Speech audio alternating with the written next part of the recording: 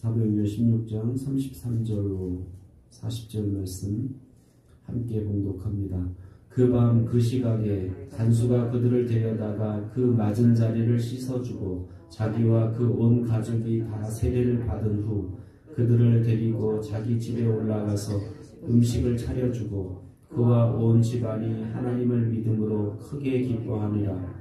날이 새매 상관들이 부하를 보내어 이 사람들을 놓으라 하니 간수가 그 말대로 바울에게 말하되 상관들이 사람을 보내어 너희를 놓으라 하였으니 이제는 나가서 평안히 가라 하거늘 바울이 이르되 로마 사람인 우리를 죄도 정하지 아니하고 공중 앞에서 때리고 옥에 가두었다가 이제는 가만히 내보내려고 하느냐 아니라 그들이 친히 와서 우리를 데리고 나가야 하리라 한데 부하들이 이 말을 상관들에게 보고하니 그들이 로마 사람이라 하는 말을 듣고 두려워하여 와서 권하여 데리고 나가 그 성에서 떠나기를 청하니 두 사람이 옥에서 나와 루디아의 집에 들어가서 형제들을 만나 보고 위로하고 가니라.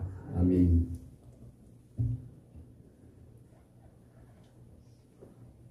바울은 이제 감옥에서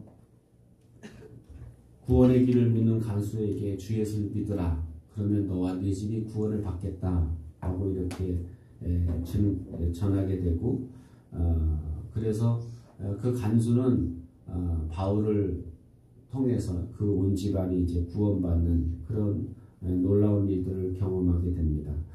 우리가 전도하면서 그 예수님이 그 중심이 되고 또 예수 그리스도를 증거하는 것, 그것이 복음의 핵심인데 우리가 모든 것 다 하면서 예수님이 빠져버린다면 그것은 잘못된 복음일 수 있다는 거죠. 예수님이 빠진 선행, 예수님이 빠진 구제, 예수님이 빠진 뭐 행사, 그건 별 의미가 없다라는 거예요. 그래서 항상 예수님의 중심, 예수님의 어떤 뭐 행사, 어떤 프로그램을 하더라도 예수님의 사랑이, 예수님의 은혜가, 또 예수님의 복음이 이렇게 증거되고 전파될 수 있도록, 그래서 예수님 중심으로 행하는 것이 굉장히 중요하다는 사실입니다.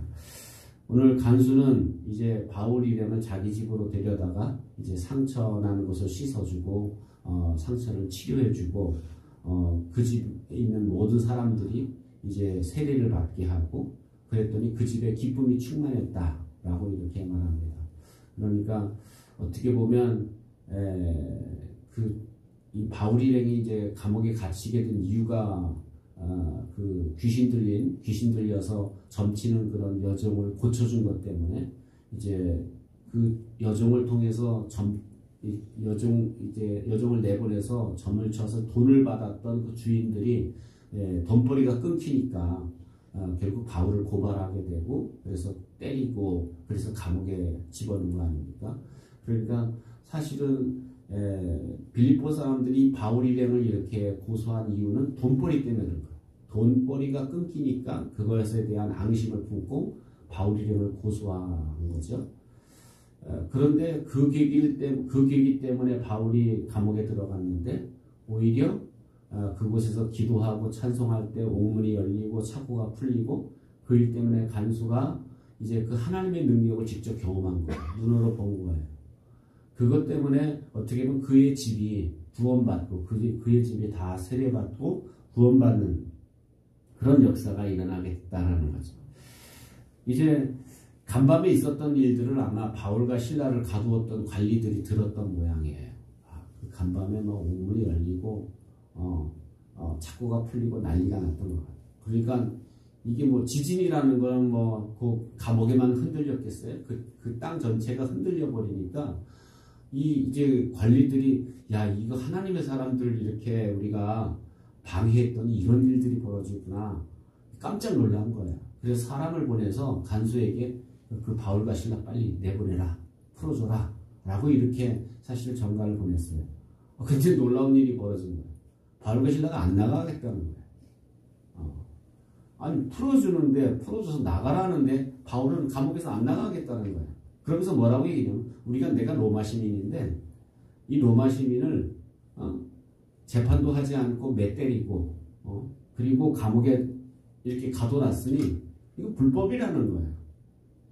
불법을 행해놓고 가만히 우리를 놓아주려고 하느냐?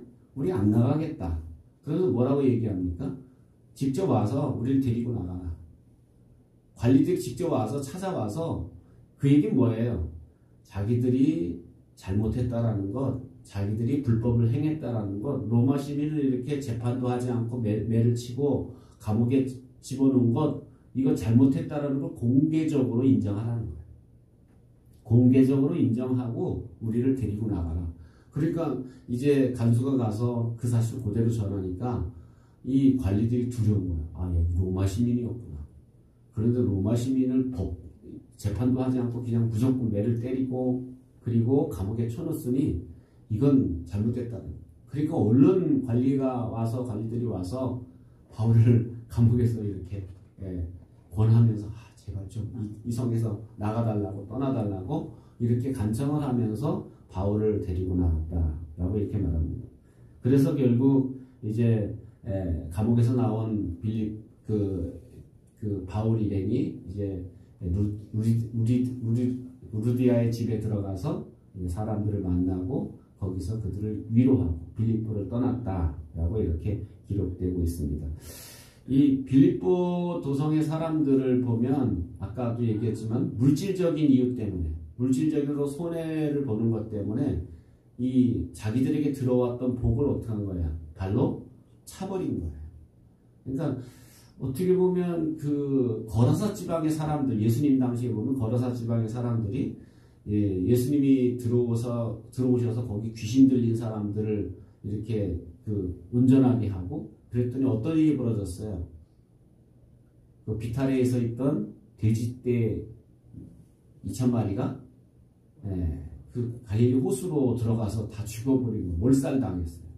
이 일을 보고 사람들이 재산상 손해를 보니까 어떻게 했어요?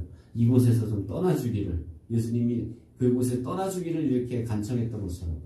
그러니까 이 사람들이 이 물질의 노예가 돼버리면 물질보다 더 중요한, 물질이 가장 중요하다고 생각하는 사람은 물질의 손해가 오면 물질을 주고라도 더 큰 축복을 받아야 되는데, 사실은 이 거라사 지방의 사람들도 그렇고 이 빌립보의 사람들도 마찬가지죠. 자기들한테 돈벌이가 끊기니까 예수님을 이렇게 예수님의 복음을 내보내는, 바울 일행을 내보내는 그런 모습을 봅니다.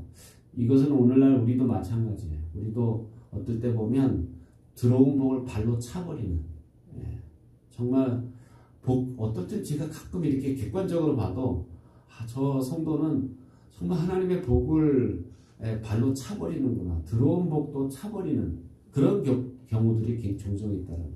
그러니까 하나님의 은혜가 어느 곳에 임하는지, 어떻게 해야 하나님의 복이 임하는지를 사실은 모르면 결국은 들어온 복, 하나님이 자기에게 주어진 기회도 발로 차버리는 그런 경우들을 우리는 보게 됩니다.